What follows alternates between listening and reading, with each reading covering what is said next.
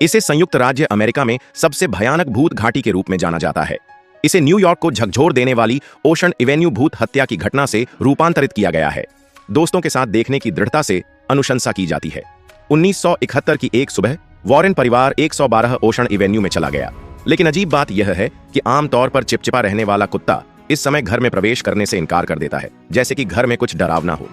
रात में कुत्ता दंपत्ति के कमरे की ओर उड़ता रहा, लेकिन किसी ने इस पर ध्यान नहीं दिया। अगले दिन जब वे उठे तो अजीब चीजें हुई। सबसे पहले नायिका के पैरों पर बिना किसी कारण के चोट के निशान दिखाई दिए। बड़ी बेटी ने कहा कि कमरे में सड़ी हुई गंध आ रही थी। फिर घर की सभी घड़ियां 3:07 पर बंद हो गईं। इससे भी अधिक दुखद बात यह है कि कल रात जो कुत्ता अभी भी जीवित था और लात मार रहा था, वह बेवजह मर गया। आधी रात को 3:07 पर दूसरा बच्चा बिस्तर पर गहरी नींद में सो रहा था, लेकिन उसने महसूस किया कि कोई उसका पैर खींच रहा है।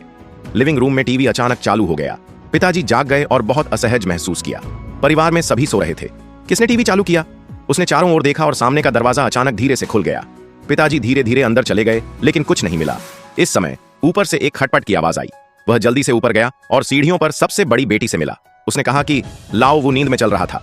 जब वह कमरे में गई तो उसने देखा कि लाओ वू अलमारी पर अपना सिर मार रहा है।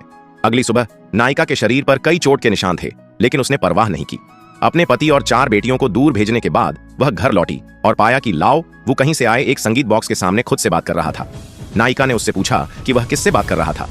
लाओ वू ने कहा कि यह उसका नया दोस्त था। उसे केवल संगीत बॉक्स चालू करने की जरूरत थी और जब संगीत समाप्त हो जाएगा तो वह आईने में दिखाई देगा।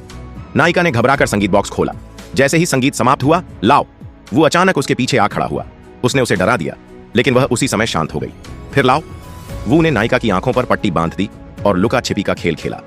नायिका ने ताली की आवाज का पीछा किया और सबसे बड़ी बेटी के कमरे को छुआ। इस समय अलमारी का दरवाजा अचानक खुल गया। उसने सोचा कि यह लाओ वू के कान रो रहे हैं।